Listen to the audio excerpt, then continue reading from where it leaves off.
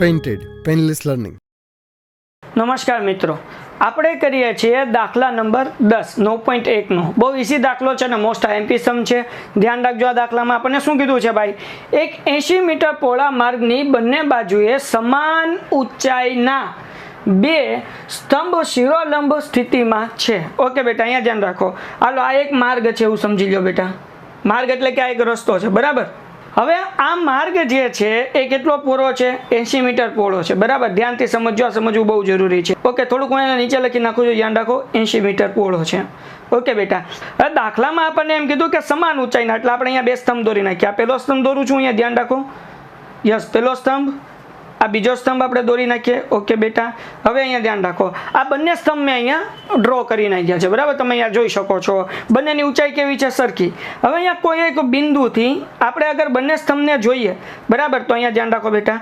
હું અહીંયા ડ્રો કરી નાખું છું. યસ, આ જોઈએ તો અહીંયા જે ખૂણો પડે છે, બરાબર, એ ખૂણો કેટલાનો પડે છે? તો આપણને દાખલામાં ચોખવટી કીધું છે એક ખૂણો 60નો પડે છે અને બીજો ખૂણો જે પડે છે એ 30નો પડે છે. એટલે અહીંયા હું ડ્રો કરી નાખું છું 30નો ખૂણો. આ આકૃતિ જો દોરતા આવડી ગઈ અને સમજાઈ ગઈ તો વાંધો નહીં આવે, બરાબર? જો હું અહીંયા ડ્રો કરું છું, રાઈટ? યસ, ઓકે બેટા, ચલો આ આપણને મળી ગયું. અહીંયા ખૂણો કેટલાનો કીધો? આપણને 30નો કીધો છે. ઓકે બેટા, હવે 80 મીટર પહોળો માર્ગ કીધો છે એ મેં અહીંયા દોરી નાખ્યો છે. 60નો ખૂણો અને 30નો ખૂણો કીધો છે. એક અહીંયા લીધો 60 અંશ અને અહીંયા લીધા 30 અંશ. ક્લિયર થઈ ગયું? ઓકે બેટા, હવે આપણને શું ગોતવાનું કીધું દાખલામાં? ચલો વાંચીએ. વેઇટ સ્કીપ નહીં કરતા. તમારા ફાયદાની વાત છે. ધોરણ 10 ની અંદર આવ્યા છો, બોર્ડની પરીક્ષા આપવાની છે, જોરદાર રિઝલ્ટ લાવવું છે, તો પેન્ટેડ એપ્લિકેશન ડાઉનલોડ કરો અને ચેમ્પિયન બેચ લોન્ચ થઈ ગઈ છે. ચેમ્પિયન વિદ્યાર્થી સાથે ભળી જાઓ. આ લાઈવ લેક્ચરની અંદર ગણિત, વિજ્ઞાન, સમાજ, ઇંગ્લિશ, ગુજરાતી બધુંય ભણાવીએ છીએ. અનમ્યુટ કરીને ઘરેથી બોલીને ડાઉટ પૂછી શકો અમારા લાઈવ લેક્ચરમાં. અને તમારે ટ્રાય કરવી છે, ખાલી 300 રૂપિયા આપીને મહિનો દિવસ ટ્રાય કરો ને પછી મજા આવે તો આગળ જોડાવો. તમે એમ કહો સાહેબ તમારું રિઝલ્ટ આ છે, મારી પાછળ રિઝલ્ટના ફોટા જોઈ લો અમારા ટોપર્સ, અને તમે ચેમ્પિયન બનવા માંગતા હો, ચેમ્પિયન બેચ સાથે જોડાઓ. Good bye. તો દરેક સ્તંભની ઊંચાઈ શોધો અને બંને સ્તંભનું નિરીક્ષણ બિંદુથી અંતર શોધો. એટલે કે બે થાંભલાની ઊંચાઈ ગોતવાની છે. અને બીજી વસ્તુ, નિરીક્ષણ અંતર એટલે શું? તો હું નામ આપીને સમજાવું તો તમને ખ્યાલ આવે. અહીંયા A, B, C, D અને અહીંયા વચ્ચે છે O. હવે નિરીક્ષણ અંતર એટલે શું? જુઓ, નિરીક્ષણ અંતર એટલે કે BO આપણે ગોતવાનું છે, OC આપણે ગોતવાનું છે, અને થાંભલાની ઊંચાઈ એટલે કે AB ગોતવાનું છે. તો એક વસ્તુ અહીંયા સમજી લો કે બંને થાંભલાની ઊંચાઈ સરખી છે. એનો મતલબ એવો થાય કે AB બરાબર શું થશે? આપણે AB બરાબર DC થશે. એટલે જો AB મળી ગયું તો આપોઆપ DC મળી જશે, જો DC મળી ગયું તો AB મળી જશે. સિમ્પલ છે. હવે એક વસ્તુ બીજી તમે યાદ રાખો બેટા, આપણે અહીંયા ધારીએ છીએ કે ધારો કે આ બહુ અગત્યનું સ્ટેપ છે ભાઈ. ધારો કે BO બરાબર X છે. અહીંયા આપણે ધાર્યું છે BO બરાબર કેટલા ધારી લીધા છે?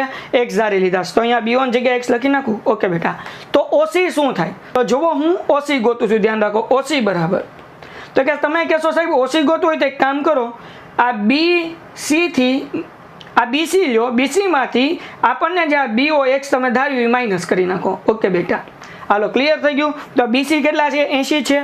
અને આ કેટલા છે? માઇનસ BO કેટલા છે? X. એટલા માટે મેં શું કરી નાખ્યું? 80 માઇનસ X. હાલો, હજી એક વખત સમજાવું જો બેટા. હવે OC કેવી રીતના ગોત્યું છે? તો કે આ OC જે છે એ ગોતવા માટે કર્યું છે કે આખી લાઈન લીધી. આખી લાઈનનું નામ શું છે? તમે કહો સાહેબ આખી લાઈન નામ BC છે. ઓકે બેટા, એટલે BC માઇનસ આપણે X કોના બરાબર ધાર્યું? તમે કહો સાહેબ આપણે BO બરાબર X ધાર્યું, બરાબર ને? એટલે અહીંયા BO લઈ લીધું. ઓકે, એટલે આપણું સૂત્ર શું બન્યું? BC minus BO. ક્લિયર થઈ ગયું? તમે કહો યસ સર. હાલો બેટા, હવે આપણે આગળ વધીશું. બહુ સિમ્પલ છે. ચલો, હવે આપણે બે ત્રિકોણ લેવાના છે. તમને અહીંયા બે ત્રિકોણ દેખાય છે, બરાબર ને? પેલો ત્રિકોણ કયો?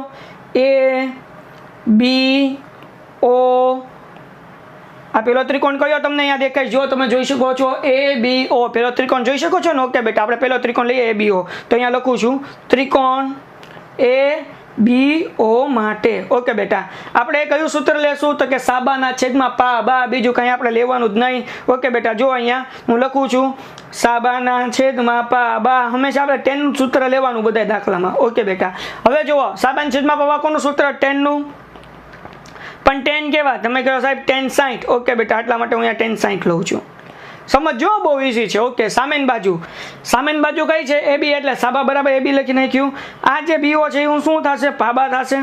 ઓકે બેટા, હાલો ચલો અહીંયા ધ્યાન રાખો. સામેની બાજુ એ બી, પાસેની બાજુ તો કે સાહેબ બીઓ, પણ બીઓ બરાબર આપણે શું ધાર્યું છે? તમે કહો સાહેબ બીઓ બરાબર x ધાર્યું છે, એટલા માટે હું છેદમાં x લખું છું. હાલો, બરાબરની નિશાની મૂકી. tan 60 ની કિંમત કેટલી? તમે કહેશો સાહેબ tan 60 ની કિંમત છે √3. ઓકે બેટા, તો √3 મૂકી દઉં છું. હવે આપણે AB ને કરતા બનાવીએ છીએ, ધ્યાન રાખો. AB બરાબર એમનમ √3 એમનમ. આ ભાંગાકારમાં છે x બરાબર ને આ બાજુ આવે તો કેવા થઈ જાય? ગુણાકાર થઈ જાય, એટલે અહીંયા થઈ જાય √3x. ક્લિયર થઈ ગયું? તમે કહો ઓકે બેટા. હવે જો બીજું ત્રિકોણ લઈએ છીએ ભાઈ. બીજું ત્રિકોણ કયું? તમે કહો સાહેબ આપણું બીજું ત્રિકોણ છે આવડું આ, એટલે કે DCO. બરાબર ને? આવડું આ બીજું ત્રિકોણ આપણું DCO. ઓકે બેટા, તો અહીંયા લખું ત્રિકોણ DCO માટે, ત્રિકોણ DCO માટે. ઓકે બેટા, અહીંયાથી આપણે કયું સૂત્ર લેશું? સાબાના છેદમાં પાબા. એક જ સૂત્ર લેવાનું, સાબાના છેદમાં પાબા. ઓકે બેટા, હાલો આ tan નું સૂત્ર છે. tan કેટલા લેશું? તમે કહો સાહેબ tan 30, કારણ કે અહીંયા આપણને 30 આપ્યા છે. બરાબર, એટલા માટે હું અહીંયા tan 30 લઉં છું. હવે જુઓ બેટા, તમે કહો સાહેબ સામેની બાજુ કઈ છે? DC છે, એટલા માટે હું લખું DC. હાલો ભાઈ, બીજું છેદમાં પાબા. પાસેની બાજુ કઈ છે? તમે કહો સાહેબ પાસેની બાજુ છે OC. ઓકે બેટા, એટલે અહીંયા કરી નાખું OC. હાલો, tan 30 ની કિંમત કેટલી? તમે કહો સાહેબ 1/√3. ઓકે બેટા, હવે ધ્યાન રાખજો બોસ, તમારો સાચી રમત હવે શરૂ થઈશ ભાઈ. હવે બેટા મેં તમને કીધું હતું અહીંયા ઉપર કે ભાઈ DC અને AB બે કેવા થાય? સરખા થાય. જુઓ, આ AB ઊભી લાઈન છે, થાંભલો છે, અને બીજું DC ઊભી લાઈન છે. આપણને દાખલામાં ચોખવટથી કીધું કે સમાન ઊંચાઈના સ્તંભ છે, એટલે બંનેની ઊંચાઈ સરખી છે. એનો મતલબ એવો થાય કે જ્યાં AD લખેલું છે ત્યાં આપણે BC લખી શકીએ. બરાબર, એનો મતલબ એવો થાય કે જ્યાં DC લખેલું છે ત્યાં આપણે AB લખી શકીએ. તો હવે અહીંયા ધ્યાન રાખો, મેં તમને અહીંયા શીખવાડ્યું હતું. જો DC બરાબર AB, તો અહીંયા DC છે, આ DC ની જગ્યાએ હું અહીંયા AB મૂકી દઉં છું. બરાબર, હવે ધ્યાન રાખો ભાઈ, OC ની કિંમત આપણે અહીંયા ગોતીશ ને. જુઓ, BC માઇનસ BO, એટલે કે આપણને કેટલી કિંમત મળી છે? જો 80 - x મળી છે ને, તો અહીંયા હું લખી નાખું 80 - x. હજી એક વાત સમજાવું. જો બેટા OC છે, અહીંયા છેદમાં કેટલા છે? OC. તો OC નો જવાબ આપણને અહીંયા શું મળ્યો? તો જુઓ, તમે અહીંયા જોઈ શકો છો 80 - x છે કે નહીં? તો અહીંયા OC બરાબર મેં મૂકી દીધું 80 - x. હવે ધ્યાન રાખો ભાઈ, દાખલો પૂરો થવા આવ્યો. 1/√3 એમનેમ. હવે ભાઈ અહીંયા પણ આપણે AB ને જ કરતા બનાવશું. તો 80 - x ભાંગાકારમાં છે. બરાબર ને? આ બાજુ આવે તો ભાંગાકારમાંથી કેમાં ફરી જાય? ગુણાકારમાંથી ફરી જાય.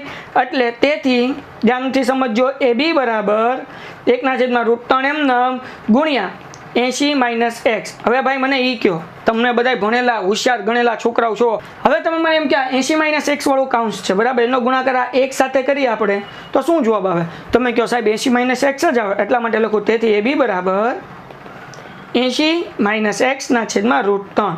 આ મળ્યું પરિણામ 2, અહીંયા મળ્યું તો પરિણામ 1. હવે અહીંયા ધ્યાન રાખો, હું તમને કહું પરિણામ, છેલ્લું સ્ટેપ, 1 અને 2 ને સરખાવતા. પરિણામ 1 અને 2 ને સરખાવો એટલે શું? બહુ સિમ્પલ. જુઓ, અહીંયા આપણને AB બરાબર પરિણામ કેટલા મળ્યા છે? AB બરાબર √3 મળ્યું છે પરિણામ 1 માં. ઓકે, અહીંયા પણ જવાબ મળ્યો AB નો જ મળ્યો. તો આ AB નો જવાબ કેટલો મળ્યો? તો કે 80 - x/√3. તો એટલા માટે હું અહીંયા મૂકું છું 80 - x/√3 બરાબર √3x. હાલો, ક્લિયર થઈ ગયું? હવે આ √3 ભાંગાકારમાં છે. બરાબર ની આ બાજુ હોય તો કેવા થઈ જાય? ગુણાકાર થઈ જાય. ઓકે, 80 - x બરાબર √3 ગુણ્યા √3. જો નહીં, હું તમને સ્ટેપ કરીને જ દેખાડું. જો √3x એમને, આ √3 છે એ ભાંગાકાર છે. બરાબર ની આ બાજુ એટલે ગુણાકાર થઈ જશે. હાલો, હવે જો ધ્યાન રાખો બેટા, આ 80 - x એમને √3 ગુણ્યા √3 કેટલા થાય? તમે કહો સાહેબ 3 થાય. ઓકે બેટા, આ -x છે. બરાબર ની આ બાજુ આવે એટલે કેટલા થાય? વત્તા થઈ જાય. ઓકે બેટા, કે 80 બરાબર 3x વત્તા x. ઓકે, 3x માં 1x નાખો એટલે કેટલા થાય? 4x થાય. તો 80 બરાબર 4x. હવે ભાઈ આ 4 ગુણાકારમાં આ બાજુ આવે એટલે કેવા થઈ જાય? ભાંગાકાર. તો અહીંયા ધ્યાન રાખજો બેટા, 80/4 બરાબર x, એટલે અહીંયા ઉડી જાય. બરાબર ને? 4 દુ 8, એટલે જવાબ કેટલો આવ્યો? પાછળ 0 એમને મૂકી દો એટલે જવાબ આપણને મળ્યો 20. તેથી x બરાબર 20. હાલો, હવે દાખલો પૂરો થઈ ગયો. 4 માર્ક્સનો દાખલો છે, બરાબર, તો એટલું તો હોય જ તે. આ 4 માર્ક્સનો દાખલો છે, કાંઈ અઘરું નથી, બહુ ઈઝી છે. અહીંયા x ની કિંમત મળી ગઈ. હવે બીજી બધી કિંમત ગોતી લઈએ. હવે આપણને x ની કિંમત મળી ગઈ તો આપણે રાજા થઈ ગયા. હવે જો આપણને OC ની કિંમત ગોતીશું. ઓકે બેટા, OC ની કિંમત ગોતી દો. અહીંયા ધ્યાન રાખો, OC બરાબર આપણને અહીંયા શું મળ્યું? તો અહીંયા OC નું સૂત્ર 80 - x, તો અહીંયા મૂકી દઈએ 80 - x. ઓકે બેટા, x ની કિંમત કેટલી મળી ગઈ? 20. 80 માંથી 20 જાય એટલે કેટલા વધે? 60. હાલો ભાઈ, બેયનું અંતર મળી ગયું. હવે થાંભલાની ઊંચાઈ ગોતવાની. થાંભલાની ઊંચાઈ એટલે શું ગોતવાનું? AB, બરાબર. AB આપણને અહીંયા જો AB નું સૂત્ર આપણને મળેલું છે √3x મળ્યું ને, એમ તો અહીંયા મળ્યું છે. બે માંથી ઈઝી કયું પડે? તો કે સાહેબ સૂત્ર પેલું, સમીકરણ એક ઈઝી પડે, પરિણામ એક ઈઝી પડે. એટલા માટે આપણે જે x ની કિંમત છે પરિણામ 1 માં મૂકશું. એટલા માટે હું અહીંયા લખી નાખું છું AB બરાબર આપણને કેટલા મળ્યા છે? √3x. ઓકે બેટા, √3 એમ નામ, x બરાબર કેટલા મૂકવાના? 20. ઓકે, તો આપણને જવાબ કેટલો મળે? 20 √3. એનો મતલબ એવો થયો કે થાંભલાની ઊંચાઈ કેટલી છે? 20 √3. બરાબર. પછી આ x કોની કિંમત હતી? x આપણે OB ધારી હતી, એટલે કે OB બરાબર આપણને કેટલા મળી ગયા? 20 મળી ગયા. તો આ રીતે આપણે આખો દાખલો સોલ્વ કરી શકીએ. 4 માર્ક્સનો દાખલો છે, કાંઈ અઘરું નથી. એક વખત હજી સમજાવું છું ટૂંકમાં, એટલું યાદ રાખો તમે. પહેલા બેટા આપણે પહેલો ત્રિકોણ લેવાનો, એમાં AB ને કરતા બનાવવાના. બીજો ત્રિકોણ લેવાનો, એમાં પણ આપણે કોને? AB ને કરતા બનાવવાના. પછી બે AB ના જવાબને શું કરી નાખવાના? સરખાવી નાખવાના. જો અહીંયા સરખાવ્યા તો બંને AB ને સરખાવવાથી આપણને x નો જવાબ મળશે. x નો જવાબ કેટલો મળી ગયો? 20 મળી ગયો બેટા. પછી શું કરવાનું બેટા? આપણે OC જે ગોતવાનું હતું, પહેલેથી આપણે સૂત્ર નક્કી જ કર્યું હતું, પહેલેથી આપણે સૂત્ર ગોતેલું હતું 80 - x. તો 80 માંથી 20 માઇનસ કરો એટલે કેટલો જવાબ મળી ગયો આપણને? જો અહીંયા 60 મળી ગયો. પછી આપણે AB ગોતવાનું હતું, તો AB ના આપણને બે પરિણામ મળ્યા હતા, પરિણામ 1 અને પરિણામ 2. એમાંથી ઈઝી પરિણામ કયું? પહેલું પરિણામ ઈઝી છે, એટલા માટે અહીંયા આપણે √3x કરી નાખ્યું. √3 એમ નામ x ની જગ્યાએ 20 મૂક્યું. ઓકે બેટા, તો હવે √3 ગુણ્યા 20 કરો તો ટોપી વગરનાને આગળ લેવાનું, ટોપી વાળાને પાછળ લેવાનું, એટલે 20 √3. અહીંયા આપણને થાંભલાની ઊંચાઈ પણ મળી ગઈ. આ દાખલો સરળ છે, ઈઝી છે, પરંતુ થોડોક લેન્ધી અને થોડોક મોટો છે. 4 માર્ક્સનો દાખલો છે, બરાબર બેટા. IMP સમ છે. આ દાખલાની ઓછામાં ઓછું 3 વાર તમે પ્રેક્ટિસ કરો. વિડીયો જોતા જાઓ, સમ કરતા જાઓ, વિડીયો જોતા જાઓ, સમ કરતા જાઓ. કાંઈ ડાઉટ હોય તો તમે મને કોમેન્ટમાં પૂછી શકો છો, અથવા વોટ્સઅપમાં મારો સંપર્ક કરી શકો છો. મળીએ એક નવા વિડીયોમાં નવા સમ સાથે. ત્યાં સુધી ધન્યવાદ. Painted Painless Learning.